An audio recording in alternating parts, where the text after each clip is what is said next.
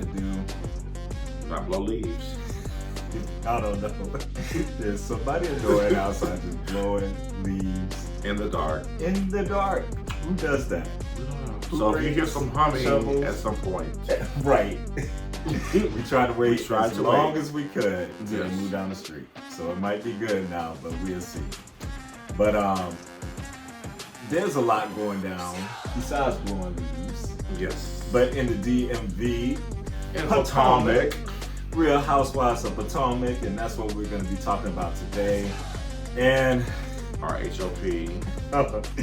we did get some advice from our friend, told us to maybe recap an episode. So let's do it. We're about to get on this venture, y'all. So hopefully you'll stick around and yes, and the cherry blossoms will be our guinea pigs. Yes, this is our guinea pigs of recapping the episode right here on YouTube, which we are familiar with doing on our Clubhouse days and having fun recapping episodes. Now I'm gonna tell you, I'm gonna be reading from Reality T and a little bit of Daily Mail because I'm not going back and watching this episode. Nope, not gonna do it. Worth my time. It's not worth the rewatch to do that. So we will rely on some of the recap here in our memory, which can be a little bit dangerous sometimes. Let's go with the recap. Let's go to the recap in our memory. We gonna be all right. Okay, we got this. When you say so.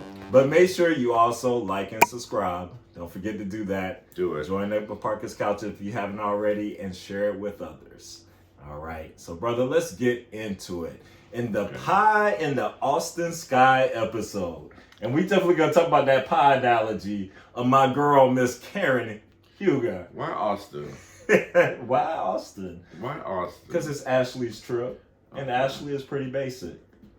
And we starting already, but yes, we're gonna read these girls about the bougie. But we like Austin, right? I know, maybe not you so much, but we'll leave that. We'll leave that. That's a conversation for another day. That's another day. I love Austin. It's just somebody in particular I don't like in Austin anymore. Let's put it that way. We'll put it that way. Let's go ahead. All right, the episode kicks off with Ashley, Mia, and Gizelle meeting up, and they're going shopping, getting prepared for this Austin trip. They just basically need a reason to get together and talk about the pickleball event and what happened and everything that went down with Nneka and Wendy. They could not wait to talk about it. So Gizelle poses the question to the ladies, do you think Nneka could be lying? And there's a collective pretty much like, no, she's telling the truth. They all believe that she's so smart. She's her background as an attorney. It would just be hard to believe that she's not lying. Really? Okay. Gizelle says she does not feel like Nneka would come to this group and make up such a lie. Of course you wouldn't, Gizelle. I 100% believe Nneka. I wonder why. Then they get to the fact that Happy Eddie unfriended Nneka's husband. Not Happy Eddie. On Facebook. And for Gizelle, something just isn't adding up there. She doubled down on the notion that Wendy could be hiding something. She even theorized, you know exactly what your mother is doing. You know what your husband is doing. They're all working together for evil, which was interesting. And she gets into her conversation with Jamal and talking about demonic spirits and these things are real. You can't just play with this stuff, Right. But we go ahead and we get introduced to Wendy and Eddie. They're going out to eat in Baltimore. And the food actually looked good. Them sliders came out. I was like, where is that? I was like, okay, where is this? I think those pork belly sliders. Happy Eddie is ordering an old fashioned, and then Wendy gives the really? Oh, and I'm like, girl. And he said it's 5 o'clock somewhere. Does it have to be 5 o'clock? It ain't gotta be 5 o'clock to have an old fashioned. Do you want to do this? Should you wear that shirt? You want to wear that tie? Y'all, we're gonna try. I promise you. Okay. We're gonna try. We're gonna try to be good, but I don't know how long it's gonna last. And then they're getting in the conversation of what happened at pickleball, and Eddie's like, I'm Happy Eddie. I get along with everyone. And I just heard this commotion going on, and I come down there to see what's happening, and I just found out that I went to college with him just then, and we didn't even go the same year. which I'm confused about because y'all are both born in 1984, according to my research, unless the web is lying. Y'all are both Eddie's at gonna 39 say years you of lying. age. But Eddie's gonna say he was born in 1983. So even if that, like, it could be more than a year apart if y'all weren't even there together at the same time. I don't know. That was confusing. And then we get to a confessional of Wendy whenever they, I can't remember the exact question, but they ask her about the Facebook unfollowing. And she has this long, awkward pause. Because she had to come on her live. And kind of looking around. And she's like, well, I don't remember everybody I went to college with. Okay. Like, we expected people to remember that. And, no, nobody's expecting you to remember that. And she's like, well, obviously, they remember my husband. So that's telling you something. Oh, Mr. Blower is back. So hopefully y'all can't hear that. But anyway, brother. Sure can, because I can hear it. What about this first little scene here? Well, Gizelle should have brought an outfit from that store and put it on. Oh. Because what she was wearing was complete trash. That was tragic. I'm like, did she just get up and put on her pajamas? She had been doing so much better. I felt like. I was like, girl, what are you doing? But yeah, and that whole little conversation was uncomfortable for me. I just hate when people make fun of African, like, spirituality, like, and call it demonic like white people did. Like, come on now. I thought we moved past that colonialism type of conversation. I guess not. What was the whole Colin Jamal thing that asked about demonic? Like, I mean, you've been married to this man for how long? Okay. And he was supposedly preaching for how, like, you got to call somebody to ask about this? Like, that was just and Jamal weird. And Jamal? I'm sure he got a couple of demonic spirits up on him. Can we talk about these that? Christians? Y'all, yes, that is coming. But, so, I'm trying. I'm trying. We're trying to be good. But that part really bothered me. I was so disgusted by that.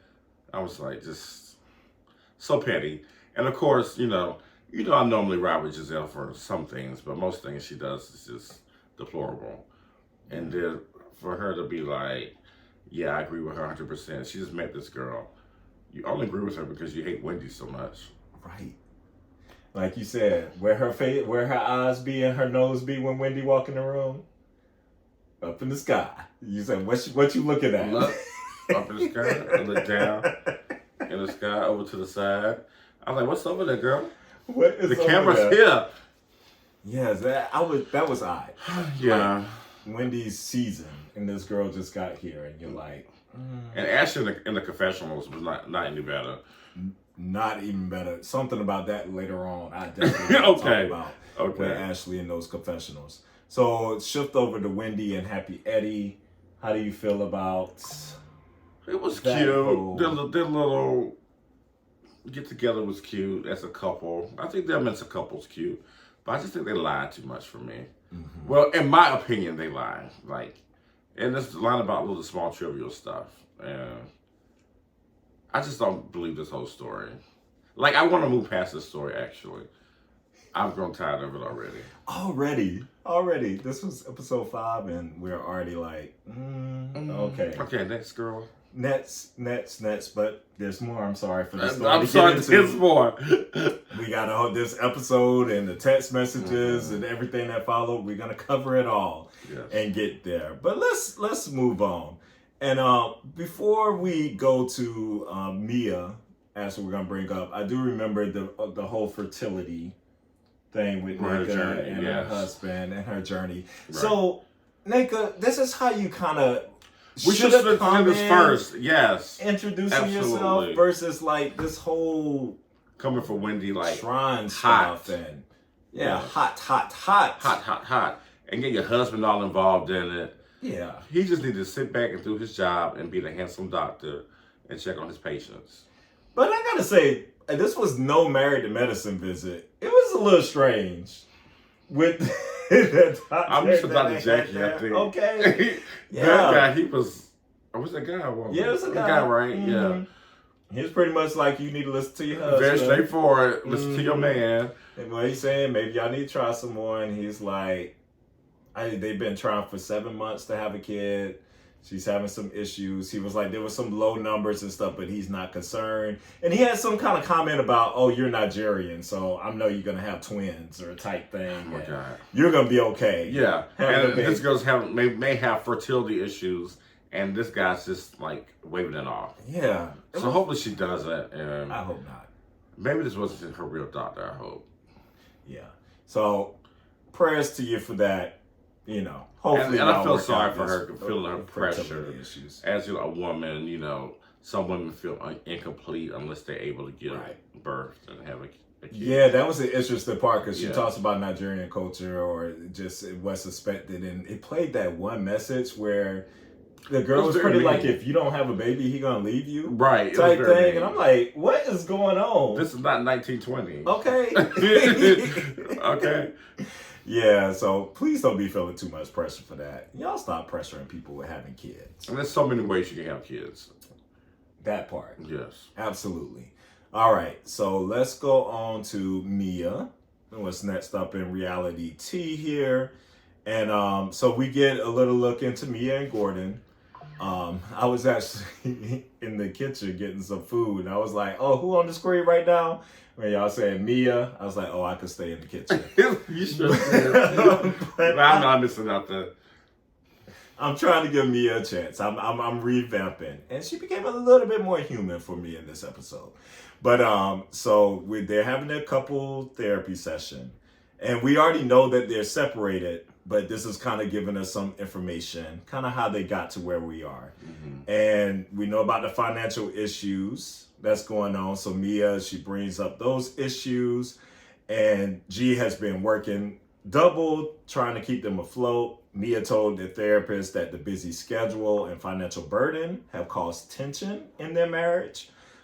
She retained a divorce attorney because she was ready to call it quits. And what I thought was interesting is that Gordon said he didn't even realize things were that bad in their marriage or that she had even done that. But Mia talks about how they're arguing and she doesn't want the kids to see them argue because of the abusive home that she grew up in. She says she's extra sensitive to that type of environment and raising her kids in that. She wants Gordon to settle down, retire, and be present with the kids. Now, on the other hand, Gordon displayed that he still wants to build wealth for his family. And he says there's the legal battle ahead of him to fight for his old company. I believe he said he was owed, was it $500,000 that they're fighting for? Right, correct. And Mia just wants them to move on and have a peaceful family life. And then... Really? Right. Okay. And we're going to combine later in the episode just to get Mia out of the way. She has a moment with Robyn where she talks about the story of what happened with the lawyer and everything there. But so she opens up to Robyn and talks about a private talk about the lawyer committing suicide after stealing money from the family. And she said, we just decided to hire someone to do an investigation and we reported him to the bar association. And Robyn goes, wow, was he disbarred? And she says, yes, he was disbarred. He went forth and made a statement apologizing to us shortly after, and he, trigger warning, killed himself. And, you know, then of course Robyn is like, oh my God, and she starts feeling it. Mia, she's, you know, about to cry and everything there. And then Robyn talks about, about how the same thing happened to them or how similar, and bringing up memories and how it was one of Juan's best friends when their friend took their money and he actually, trigger warning, killed himself. He jumped off the bridge when all of it was revealed. If you remember her talking about that in the reunion, they do a flashback to that. And Mia says she felt guilty because the lawyer had a wife and a young daughter, and Robyn consoled her in that moment and said, it's a horrible and devastating thing to go through, something that I don't wish on my worst enemies, something I wish you could see, like the warning signs, and prevent from happening. I feel so bad for her because I know how horrible that is to experience that. All right, so we got Mia with the divorce, and then we got her with Robyn. Thoughts? Okay, so I just found it weird that she said she hired a divorce attorney before she had counseling. Yeah. So to me, that kind of means that you've already made your decision. She's made up her mind. So I don't even know why you're going to counseling at this point. The show. But besides that, okay. that, and Gordon just looks old and out of touch and clueless. She's like, one minute she wants her to work, and the next minute she wants her to retire so he can watch the kids. And I'm like, well, what do you really want, Mia? I think she wants him to have the kids so she can live her life and be out in these streets. That's my opinion. What do you think about that? I can agree because, you know, Gordon and some of this divorce stuff going on or separation, he opened up and said, you know, how Mia can do basically what she wants, but she decided to like put stuff in his face and embarrass him and do that. So and she want to be in them streets apparently. So that's at least from Gordon. He we'll see. I don't know. And I'm just wondering how far they're going to get in this case because you got to pay lawyers and they don't have money like that. And he talked about he wants to save up like for his family in the future. And he was almost there, but he's not quite there now. Yeah. So with lawyer bills on top of that, Gordon's going to be working until he's 105. Can you, how sad you must feel, like, if that happens to be his age and you were right there? Because your wife's on reality TV and wants to spend $10,000 a month decorating the house that they're renting. Gosh, yes. Yeah. I would feel like I would have to kick her out. Yeah. I'm not sure why he's not asking for the divorce. That would be a lot. That would be a lot to deal with. Okay. What about the other side with the conversation with Robyn? How did that turn for you? That was actually touching. I felt bad for Mia and again for Robyn because I think that was so gut-wrenching for Robyn to have to go through and for her to relive that again through Mia. I did feel for both of them. And I could really feel bad for Mia, especially if she's the reason why he got disbarred and all that kind of stuff. Yeah. I'm assuming that they weren't the only victims. Right. Right. So, but it'd be kind of a bad feeling to feel that your actions led somebody to do something that tragic. But, you know, that's a choice that that person made. And they made that mistake. You didn't, Mia. So I don't think she should, feel bad about that. I 1,000% agree. Yeah. What's your take on that? And so don't feel bad, Mia, about that. Please don't let that hold you. I can imagine something like that haunting you. You feel some guilt. Always on your mind and thinking about, especially having a wife and family, and stuff. So, just hang in there. And definitely. That was a human moment, though, for me with Mia. And that's more of the side, like, let's put down the plasticky stuff and do that and reveal those moments. It was a nice touching moment. And I'm gonna be shady for just a moment. I was wondering if you was going there because I remember what you said to me sitting on the couch. A teardrop did not fall from that cry. So I'm just saying, maybe a little bit too much Botox or something. I need a fan right now that I could just pop. I am a fan. Yeah, she can have a fan from the game. I know. Right. I'm gonna have to remember that next time. All right. Just saying, I didn't see any. I'm gonna move on from that swiftly, and we're gonna go to the whole pie analogy. A little fun moment. You want some pie? You want some Karen pie? So the girls are on their way to Austin. What kind of pie do you think it is? What kind of pie would Karen eat? What would Karen eat? An apple comes to mind, first of all, because I want to be an apple pie. But I don't think Karen probably would have an apple pie. She's going to do... What am I going to say? It'll either be... I don't know why, peaches in my head. Or what's the... I can't think of the word. Like the cranberry, like the little berries and stuff. I can't even think of the name of the pie I'm thinking of right now. I don't know. What do you think? A chestnut pie. A chestnut pie. Because she's grand. And I would think a grand person would eat a chestnut pie. Forget a pecan pie. A pecan pie. I want a chestnut pie. Okay. All right, Mr. Chestnut. But they're in the car, and I believe Gizelle, she asked her a question, something about, do you love Robyn, or do you like Robyn, or something of that nature. And yeah, Gizelle asked, do you love Robyn? Yeah, do you love Robyn? I can't quite remember how they got there or why. It was out of the blue. It was kind of random. It was Brett. They were having a It conversation. was a Gizelle moment. And so Karen says, I'm not fake, Gizelle. I like Robyn a lot. I want to see her win. Why don't you tell her that? Gizelle asked, as Ashley was looking on from the back seat. And she said, no, I cut the pie in half at your home, Ashley. I put the other half of it, my concerns, and which I will address with Robyn directly in the freezer. I don't know how we got to pie, Ashley said in the confessional. But that's a Karenism. That's a Karenism. And a Karenism, there's one thing it's going to do is not make sense. But then they get to the hotel and, you know, they bring up this whole pie thing again. And Karen explains how everyone knows I'm doing the visual of the pie this season. And everybody's like, huh? Like, what are you talking about? And she says, I'm doing pie. And then Gizelle says, explain that stupid ass pie. And then Karen explained that she cut half of her pie and put it in the freezer as Robyn looked on confused. She says, I liken Robyn to a damn pie. I brought it from Safeway. $2. Withholding information, omission of the truth is a lie. Robyn's ass, she's on freeze. I'm going to unthaw that pie when you tell the truth and confess your sins. But then she talks about how she cut the pie in half, and she said, you know what? I cut it in another half since this conversation. And so half of the half is on freeze. And then Robyn is like, that's a quarter. That's a quarter. A quarter.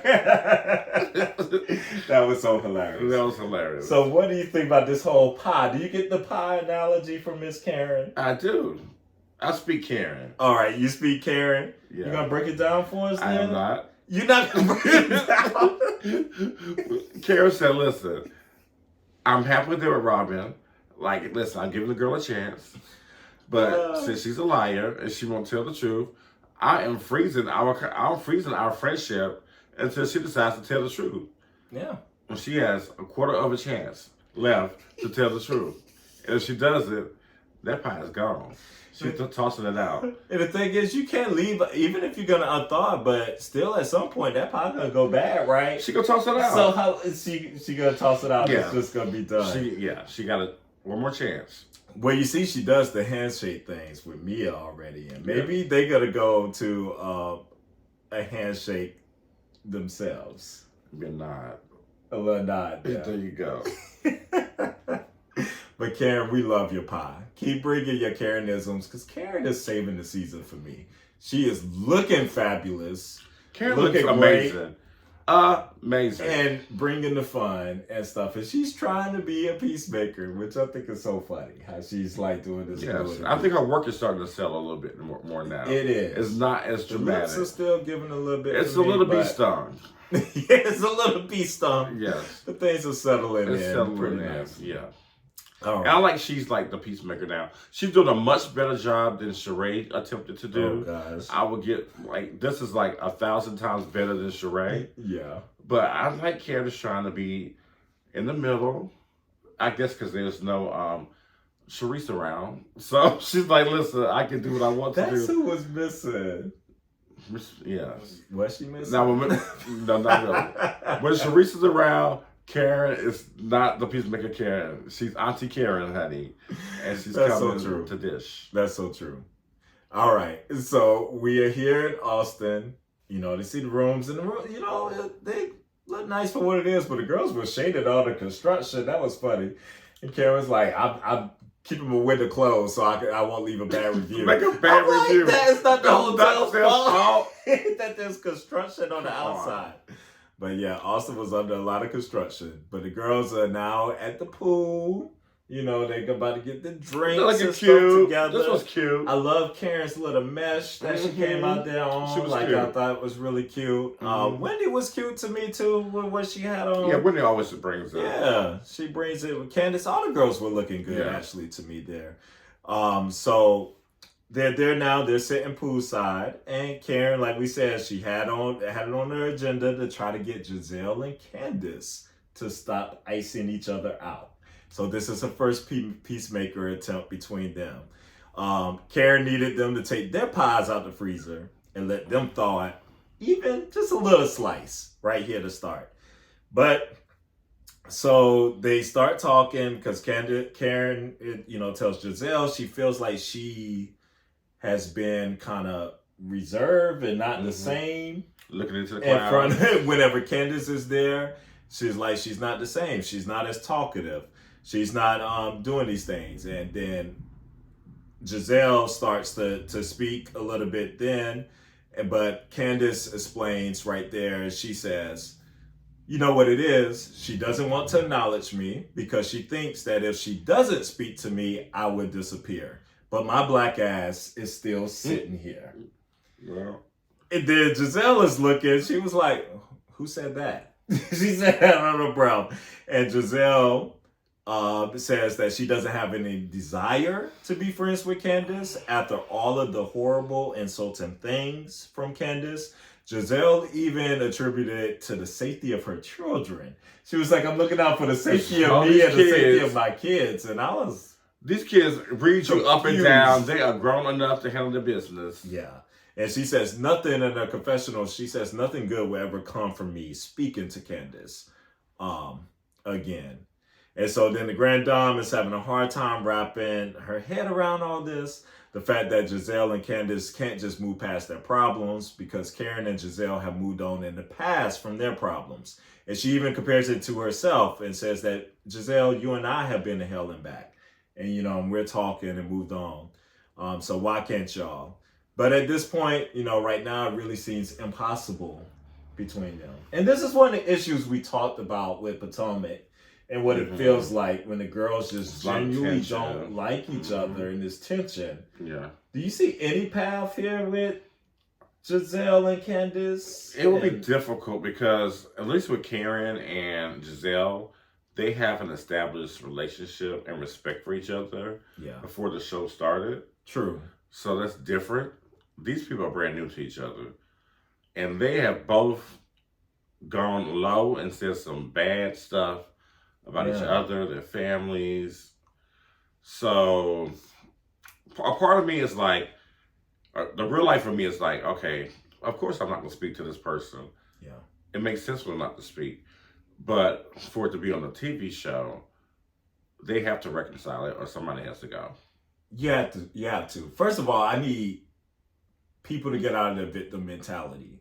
Like, nobody should be portraying themselves as victims. First, Gizelle, you made up this whole thing with this man. Right. Even if you felt uncomfortable or whatever that was in that moment, the way this all played out, it was not good. Y'all have been joking and playing the entirety of this franchise. The entirety. And I did not like that one bit. Y'all always talking about the color of his dick and everything and all this stuff. And I'm just like, Chris, you gonna cook me something? Fix me something? Right. It just did not sit well with me at all. Not at all. So in that respect, Candiace had every right to be upset. Oh, absolutely. But 1,000%. Candiace took it too far to me with the whole, your privileged white-looking ass and your dwindling uterus and all this stuff. It's like, okay. And you married a white man and your kids could look like Gizelle. I'm just saying. Woo! So what you gonna do then? Your kids, okay. It just made no sense. It didn't. And Gizelle, she may be light-skinned, but Gizelle is a black woman. Nothing about her gives me a white woman when it comes to her. Maybe some of her actions resemble a Karen or something. But hell, some of Candiace's actions resemble a Karen. Exactly. I just think that's just the way they are. But no, Giselle's a black woman. Yeah. So I need y'all to find a space to coexist for the show. I feel like this is bigger. Unless you don't want to be on the show much longer yourselves, maybe it's not worth it. Right. But if you want some more longevity, some more years out of this, you want to keep the fans engaged, you gotta find a way to like coexist in the space with each other. Exactly. And it's gonna be having a conversation of a real moment. And if you're expecting an apology from Gizelle, that's not going to happen. No. So it has to be something beyond an apology. It has to be something like, we're just going to agree to disagree or whatever, how you want to word it, and just let's do this for the sake of our paycheck. They got to try to do like Miss Quiet. I mean, we're going to have a Married to Medicine review, but you compare it to that. I almost want to say like, neither one of them have time. I'm like, Quiet and Toya versus Gizelle and Candiace. Which one? No, they friends first. Oh, the Quiet and Quiet and Toya. Boy, I got a better chance to go to Saturn for that for them to be friends. That's never gonna happen. But they're gonna film together to get that check. They're gonna film together, but they almost got like Miss Quiet wanted to leave everything in the past. Let's just move on from here. But y'all kind of gotta do that. Yes. I mean, not even. I mean, you gotta just kind of start anew. Right. Just for show purposes to go on. Or else it's sticky icky. But we'll see. I doubt it gets any better as this season goes. I'm holding on to faith that something can happen where these girls are at least talking to each other. It may just be a nod or something. But just to be, oblivious to them. Yeah. Like Wendy and Gizelle and Candiace all need to get in the room and just do something. Either somebody go or y'all work it out. Yes. All right. Now the attention turns towards Wendy and Nneka's situation. We get here. Because Nneka, she comes in a little bit later. And then Robyn, she came in with Gizelle whenever Gizelle came. And then Robyn and Mia ends up joining and stuff the group too.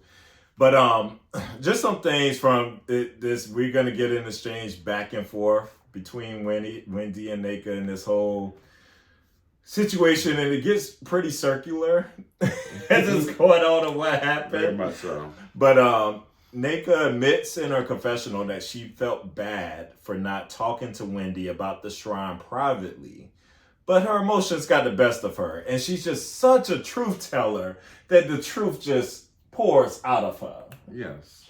Okay. But they take another stab discussing their issues with one another here, and this time it gets way too convoluted. As they dove in to talk about cousin-in-laws, sisters, and other characters, who are not a part of the cast right now, but are involved in this situation. But once again, Wendy accused Nneka of lying. This time, Gizelle intervened and brought up the fact that this wasn't the first time that her mother intervened in some drama with Potomac. And they pulled back. And then, for some reason, Wendy was right there with the receipts, ready to she had talk that about saved this somewhere. Yeah, it was very strange. They're ready to talk about this moment about Mia. Maybe they did some editing or something. It could have been. Yeah, come on, editing genius right there. You already know that probably was what happened. But just to refresh your memory, I'm gonna read what her mother said. Remember, she wrote it. Oh, so Mia's face. Oh, God. She picked one of the most unflattering pictures of Mia, oh, God. Her mother, and then made this tweet. She says, well, ugly inside out, crater-faced Mia, a bombastic, ignorant, nonsensical, baseless, wannabe CEO troublemaker. You've bitten off more than you can chew. You've just messed with the wrong Nigerian. Mama Bear Baby. Oh yes, Mia, you assaulted my baby, Dr. Wendy. It's gonna say, ain't a day, basically not a day, sleep trouble, go wake, I don't know. She said something like in a little gibberish talk. But then she says, remember he/she who fights and runaway lives to fight another day. To hell with Mia and Peter. Oh yes, I say Holy Ghost fire on Mia and Peter and thunderous amen. And everybody's like, Wendy, I don't know if this helps. Yeah, that don't help her case. That don't sound like a blessing, the girl. Holy Ghost fire and thunder's to amen. hell.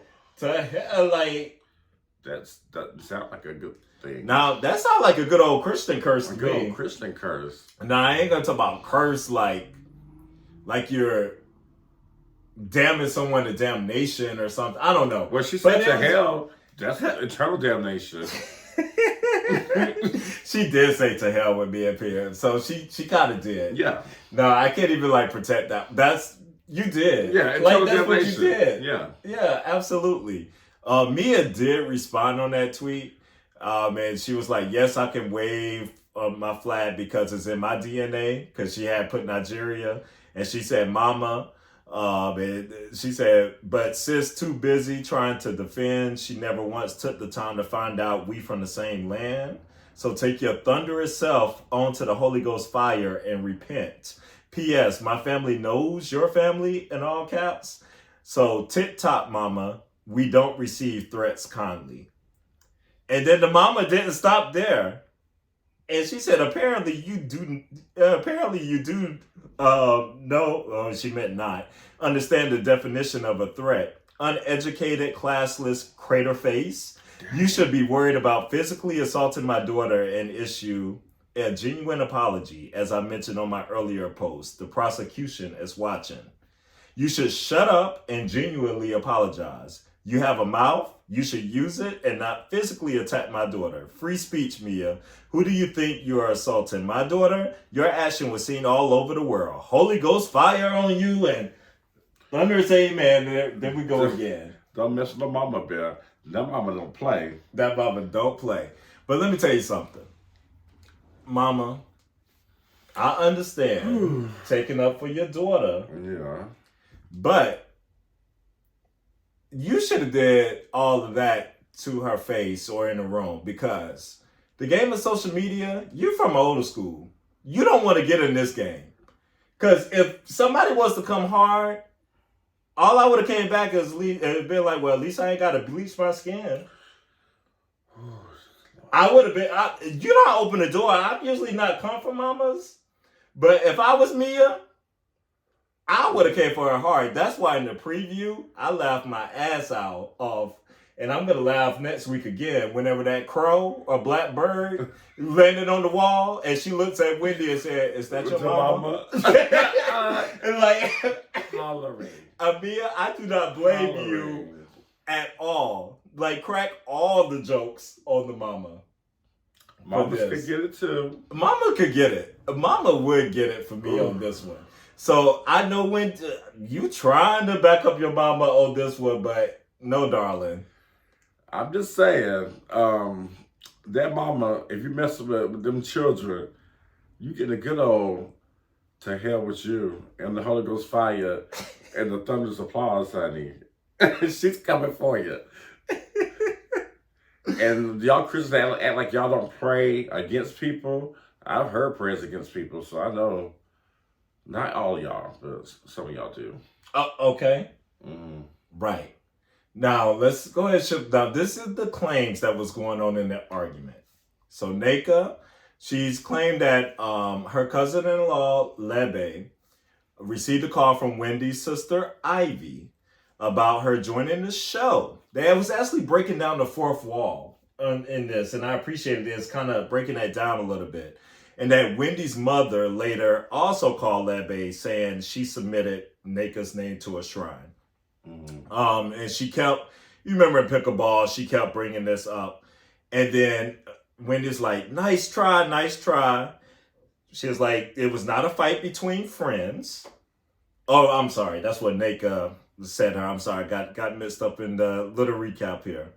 But, hold on. Let me catch the space. Yes. And she talks about how her and her sister, how Lebe and Wendy's sister are no longer friends and stuff. And it's been shaky. That's what Wendy was telling her. That this was all about like a friendship gone awry between Lebe and her sister and stuff. and just saying how her mom is not going to put her name in the shrine and da da da da. But Nneka cuts in and says, nice try. It was not a fight between friends. Nneka explained that Ivy told Lebe that Wendy was upset that I had allegedly used her name. And I'm telling people that she and I are friends to be amongst a certain social circle, which is incorrect. She says, I met her at an event, but I never said that she and I are friends because I don't know her. I met her in passing. That's what Nneka said. You knew exactly who I was. This is Wendy. This is what he said. You knew exactly who I was. You came and you specifically went against your fellow Nigerian sister with the sole purpose and intent to attack me. And she said that, pointing her finger at Nneka. Then Nneka was like, goodbye. And then Wendy was like, you knew who I was, basically. And the girls are fighting. And Nneka says she talks about her mom, says she prays against people. And she makes the statement and said, that's what she said. My whole 40 years of life, no one has threatened me with a shrine. 40? 40? Girl, I thought you was 35. 35 or 36. Where 40 come from? 40 years of life. So how old are you, girl? 40 plus. So this whole phone conversation, and they go back and forth and in circles, and Wendy, at one point, it's like she doesn't know Lebe. And then Nneka's like, if you don't know her, then how did you honor her at your infancy for your daughter? And said you want your daughter to be like her. And then Bravo shady and show their unseen footage. Boy, they were ready to go back and cut that on tape. Yes, and Wendy is honoring Miss Lebe there. Yeah. We're going to get us some more with Miss Lebe and how this story continues. But in this whole scene and the recap of them fighting and arguing with each other, and for what you remember, besides the twisted up parts there when I was reading the wrong parts, but who do you think got the best of each other, or did anybody get each other? Did you learn anything? Did this reveal? No, I just think they both had holes in this story for me. I think both things kind of can be true. I do think Nneka and her family are clout chasers. I think Wendy's correct about that. And I can agree that Wendy knows Libby a lot better than she's letting on. Like, she's friends with your sister. Come on now. You gonna know something about this girl. You and your sister have a close relationship. Right. And you brought her up at was it the christening or what was it? It was a sipping seed. A sipping seed, yeah. The baby was just born. Like, your baby's just born. You're gonna invite somebody you don't know there? Girl, I don't think so, honey. Yeah. So yeah, it's just that there are holes on both sides of the story for me. And even Candiace was like in her confessionals was kind of like, just can't say you don't know a girl. Don't know her, honey. Right. And then, she's at your whole thing. And this is where Miss Ashley comes in, which I didn't appreciate her little confessional comment. Ashley's a little shady little something this year. I mean, she's shady every year, but this year, she's really a lot. It's given that you wanted to be the only Nigerian on the show. She tried it. Now it's like, the whole thing is, why do you have to make it a Nigerian thing? And I hate Wendy even did that, was like going against your Nigerian sister. It's like... But then I think Nneka kind of made that statement, if I'm not mistaken, that Wendy wanted to be the only Nigerian. Or was that in her confessional, like on a previous episode? Maybe she did. If she said that too, I might not appreciate that either. I can't remember. I didn't appreciate where Ashley said that because I think only because this situation I feel like is a whole lead up to it that necessarily doesn't have something to do with the Nigerian part versus more of Wendy feeling like they are clout chasers, using her being opportunist to get to get on. I think it's more the issue. And the Nigerian has, I guess, something to do with the Nigerians. Yeah. Because, the Nigerians normally are a tight group unless there's some kind of issue or whatever. Yeah. So I think it has more, the Nigerian has to do with them. It's not Ashley or anybody else. I don't think Ashley or anybody else should talking about the Nigerian stuff. Right. I was like, girl, pipe down. Yeah, just don't even. You a bit, no, let me stop. I'm about to say something. But girl, you barely go here. Right, you barely go here. It's just weird. I hate we're having this Nigerian whole clash. Like, if you think about all the other franchises that have different cultures, you don't see people clash this way. No.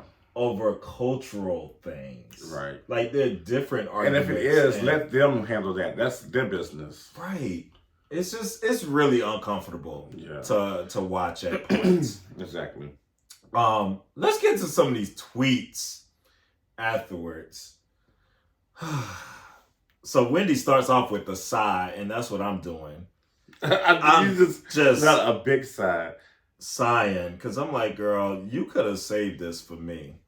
I know some of y'all might feel differently.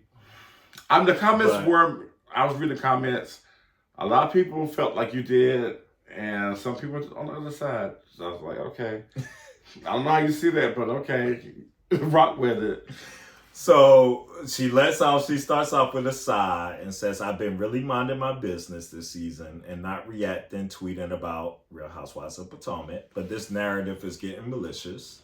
You say you don't know me, but a year and a half ago before we started filming, you kept pressing Lebe to ask me to have dinner with you. And then she shares a text message. March 19th, 2022, Lebe says, hey, love. March 19th, Wendy responds, hey, love, how are you? And then Lebe goes on and says, I'm good, darling. How does your schedule look? I love to get together for brunch or dinner. My in-law, just moved here from LA, and Bravo's production team has approached her about coming on to a show. Then some days later, look like it's 10 days later, Wendy responds, hey, twin, my schedule is nutty. Twin. Just let me know some days you're available. Okay.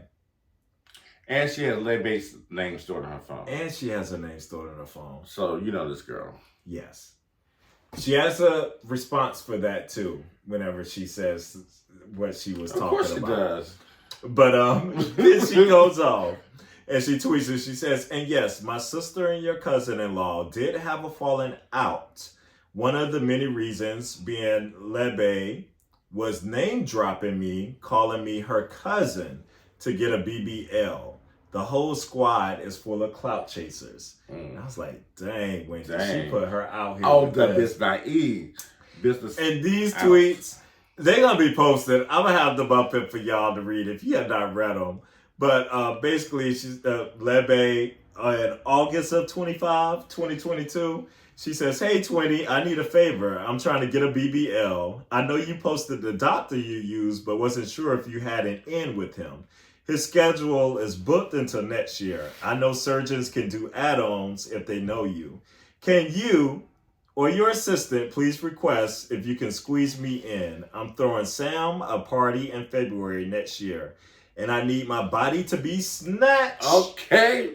I already alerted his practice that I would ask my friend to assist, and they said it's between my friend, you, and the manager to get me in. And then Wendy never responds. It is nearly a month later. Girl's like, hey, boo, I know you're extremely busy, but all these teas, I couldn't resist and had to lobby for an appointment with your doctor by name dropping with the emoji hands over the face. So yeah, my appointment got moved up to December. Anywho, I ordered your book. Good job, 20. Keep making #Team Wendy proud. So Wendy responds, she didn't respond to this girl with all this stuff about the BBL and all that, but she mentioned she brought her book. And then Wendy responds, oh really? Send me a screenshot of your book order, then with eyes. And then she sends back like the face, pretty much. Like, Wendy, you're so shady, girl. Wendy's a shady girl, honey. Wendy is shady. She is so shady. But somebody commented, like you said, under the post and talk about like this is proving that you knew this lady. Hello, you know this girl. And Wendy says, babe, I never said I did not know Lebe. Yes, you did. I said I did not know how old she was. when I was asked. So there was a conversation, like whenever Nneka was talking about it, Candiace asked Wendy on the side, like, how old is Lebe or something? And she was something about like, I don't know or whatever. But girl, I would have to go back and watch myself because I clearly feel like there was a moment you were like, I don't know her. But I feel like it was the shade, I don't know her, because your sister and her fell out. To me, that's what it felt like. Makes total it felt like Mimi, a Mimi situation. Like, I don't know her. I don't know her. Exactly. Just own that. Like, I don't. To me, it was just a shady moment. Yeah. Yeah. So, see, that was her response to that. And it's the last thing she says, and after the drama at Ashley's event, I came up to you, talking to Nneka, and gave you my number because I felt like they were trying to pit us against each other. You could have called or texted me if you really had an issue, but you went to lunch with Robyn instead and decided to gossip. And then she shows like a picture of Ashley's invite and the time. And then she showed a picture of the same around that same time of that day with Nneka's name, how they exchanged numbers. But she had her saved in her phone as Ashley's friend. Yes. That was also shady. That was so shady. Ashley's friend, child. But Nneka had a response too, right? That she said for yes. Here's Nneka's response. Wait, so you're familiar with me? Question mark. And suddenly you know Lebe? I've had a relationship with Bravo for 2 years, but I use your name? Question mark. Thinking face. Now you're fabricating text too? Where does that text say? I wanted to meet with you. In all capital letters. It doesn't. Tell the truth and shame the devil. Hashtag RHOP. Yes. You know what? I honestly do feel like in this that we kind of need Lebe. I feel like Lebe would be messy on the show. Hello? Where is Lebe? The girl that you want. And now she's like, doesn't talk to Wendy and her sister. Okay. She gonna tell everything. And I feel like Lebe is a little bit more the clout chaser than I say Nneka. Which I think Nneka wants to be. They're equal participants. I think Nneka wants to be on a show for sure. And, you know, this was an opportunity, but I think it could have been anything. Like, she wants to be on TV. A friend of. I don't think she necessarily needed or wanted to use, like Wendy is her only option of trying to do that. But it was this connection with the cousin-in-law. And I feel like the cousin-in-law probably pumped that a little bit more. I mean, because the cousin-in-law seems like a really big. Oh, the cousin-in-law is trying to be up in the game. Yeah. Getting the body snatched. Wendy, name dropping. Right. This is not the only time she name dropped Wendy's name. No. Please. No. Yeah, so she's a clout chaser. And one of my questions, too, is like, okay, I get it. Clout chasing, da-da-da-da. But at some point, now this might just be me, but how can I say this? Does it make you feel like you're thinking like you are big stuff more than you are? Because I'm sure... For who? Wendy. Because I'm sure whenever you were getting on the show, you were dropping names. Word on the street is that you were dropping Karen's name. Kind of out there. Like, that's the word on the curb. I mean, that's how the girls, that's how you get your way in navigate. But so, you know, the girls are shady. Once they get that peach or that cherry blossom, they don't want other girls up in there to take that spot. Are you serious? No. So when she did what she did, have to get on the show, and she's telling that girl, well, you're going to have to do what you have to do to get on the show. I'm not going to be your way in. And she has a friend that she wants to bring in, which I totally understand. Exactly. And I totally get it too. If you're associated with his family, and my sister don't mess with them. I'm not gonna help you. And then y'all are going around talking stuff about my mom. I do believe the mama called and did some stuff. Y'all saw what she said to me. You know, so I don't know what. Play. Y'all take with that whatever y'all want. I don't know if it's all this extra stuff they're talking, but the mama, she said something. She did. Because she take up for her children, and something else happened with her, with the other girl. Like, oh yeah, she said something. Name is Mud. So. Yeah. And this family is not a Kyle Richards family. Okay. They don't do stuff behind their sister's back or side with somebody that hates their sister. No. You hate my sister, you hate me. Yeah. And that's how we are. You hate my brother, you hate me. Exactly. You got beef with him? Well, hell yeah, I'm going to shade you. Okay. This is not Ellen Lozada. Being friends with Jennifer Williams. After you call my daughter a Build-A-Bear. I know. A Build-A-Hoe or whatever. What? And then we going to be sitting up there kikiing? I don't think so. I think not. I think not. Nope. I just wish it... So I'm weird about this whole thing now because I think my mind is in so many places because I'm not necessarily mad at Wendy. No, I just wish Wendy would just tell the truth. It was like, I don't like this girl because they are freaking clout chasers. I don't want her to be on this show. They are messy. They're a messy bunch of humans. Yes. And I'm like, girl, okay, Wendy, I'm with you. I'm with you. But Wendy's like, I don't know her. My husband don't know her husband.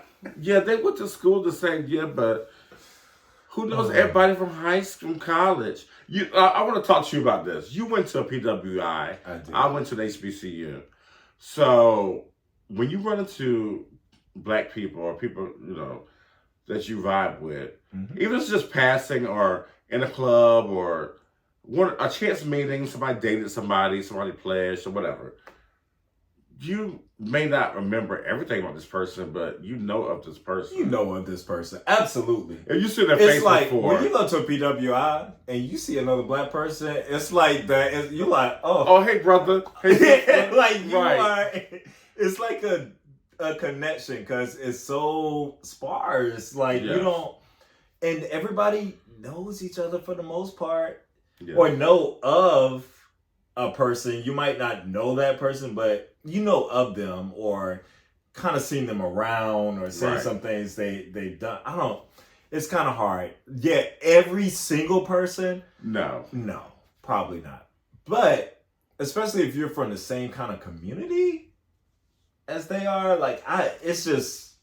But they said they were in the same club, you remember people's faces. Yeah. You might remember everything about the person. You friended him on Facebook. Friend. Yeah, I don't know. Then Wendy posted, I guess somebody went back and did some Instagram research. Did you see that? Mm-mm. And was like, was getting at Nneka, was like, oh, you don't know her type thing and stuff. But it was like her liking an Instagram from Wendy in 2020. And then that same picture was now unliked by her. Oh. And it was like this shadiness and stuff. These girls are shady. Oh, bless y'all doing that kind of research with this liking and unliking and friending and unfriending and... Yeah, God bless y'all for that. Who cares? I don't know. But then I can see the girl, if she liked it in 2020, probably, she's like, I respect Wendy. She's on here doing her thing. She's doing her thing, right. Let me like it. I don't really see a problem with that. Not at all. I don't think that's clout chasing. She's a public figure. Yeah, I don't think that's clout chasing and stuff like that. I don't know. Everything we equal to clout chasing, I don't think necessarily is. It's just people trying to... They are trying to get on. They're trying to be seen. They're trying to be seen. Right. By any means necessary. But I guess I would just take that a different way. I wouldn't feel like a person that's like, oh, they're so using me and stuff. Because she wasn't coming on as Wendy's friend. She's Ashley's friend. Wendy said her phone. So she found a way on there. The girl got a hustle. She's like, I wasn't working with Wendy, so let me move to this avenue. She says I had a relationship with Bravo for 2 years. Yeah. I mean, it could be, and that could be. Yeah, I'm Bravo sure. probably did that research and probably found some connections and stuff themselves. I'm pretty sure they loved the fact that she was adjacent to Wendy. Yeah. So I can definitely see that. And looking at, how they like to match up friends. That whole thing happened with Portia and Fallon. Exactly. And Portia had displayed that while we was all mad at her for taking her friend's man. You stole her man. Her She's like, that ain't my friend. I stole her. This is a business arrangement. This was production's made up work. Right. Yeah. We understand the way these things work. Yeah, how the sausage is made. We understand. This should have been handled in one episode. Why is this still dragging on? And that's why I'm mad at Nneka, too, because she keeps emphasizing this stuff about the mom and blah, blah, blah. At this point, I don't care, girl. We have moved on. We have moved on. Who are you? We have this established. The mama will cuss you out and wish that you go to hell. So that's already been established. Yes. You probably are on the shrine. If you weren't before, you're on the shrine now. But now y'all got legitimate beef because you calling the girl a bitch and she's calling you this, that, and this is happening. It has ballooned into something way more than what it should be. I hope there is some point that y'all have a sit down and squash this stuff this season, but it doesn't look like it. It doesn't look like based on these tests and stuff that came out. And can I read Karen before we depart? Yeah. One good second. When are these girls gonna get a budget? Why are there baked beans at this event? Where's the caviar? Where is the couscous? Where is the duck? Yes. She can have a little duck something, little sandwiches, croissants or something.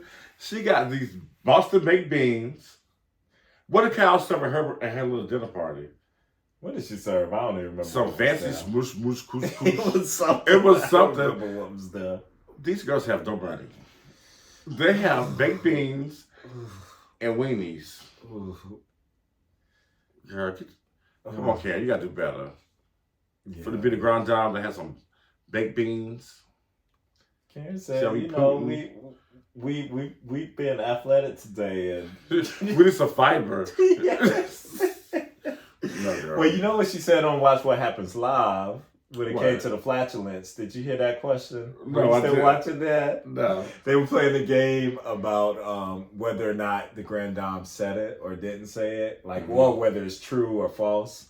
And one of them was pretty much that you should let it out anywhere you are. Doesn't matter, you know. Just let it go. That's what she said? They were like, oh, false. She was like, truth. And she said, I am triple 20s at this point in my life. When it come out, it comes out. So she said, maybe we need them beans just let it keep flowing. Come on, Karen. She absolutely said that. Absolutely. That was fun. She was fun on there. Yeah, I saw parts. I didn't go back and rewatch that part. Yeah, anything else burning on these girls? I think we hit them up pretty good today. All right. So that is our little chaotic episode review. Yeah.